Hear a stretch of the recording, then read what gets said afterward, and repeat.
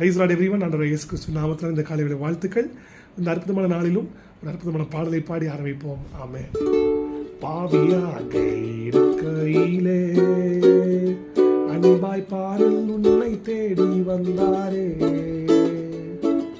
நீசனின் கை தள்ளாமலே நேசனாக மாற்றிடவே,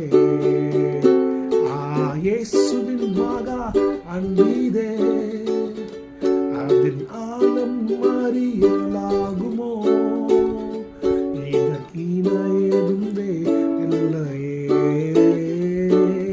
இணையதுவே இல்லையே. இயேசுவின் மகா அன்பீதே அதன் ஆழம் அறியலாகுமோ, இதற்கு இணையதுவே இல்லையே, இணையதுவே இல்லையே. ஆமென். நாம் பாவிகளாய் இருக்கையில் கிறிஸ்து நமக்காக மரித்ததினாலே தேவன் நம்மேல் வைத்து தமது அன்பை விளங்க பண்ணினார் என்று ரோமர் 5:8 வாசிக்கிறோம். நம்ம நல்லா இருந்தனால இயேசு நம்மளை நேசிக்கல. நம்ம ஒழுங்கற்ற, நம்ம மோசமாக இருக்கும் போதே கர்த்தர் நம்ம எப்படி நேசித்தார்னா தம்முடைய குமாரனே கொடுத்து அவருடைய ஜீவனே கொடுத்து நேசித்தார். இப்போ இதை யோசிச்சு பாருங்கள்.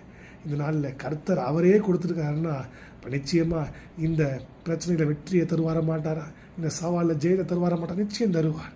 ஆமென். அவருடைய அன்பை நினைத்து பார்ப்போம், அவருடைய அன்பை ருசித்து பார்ப்போம்.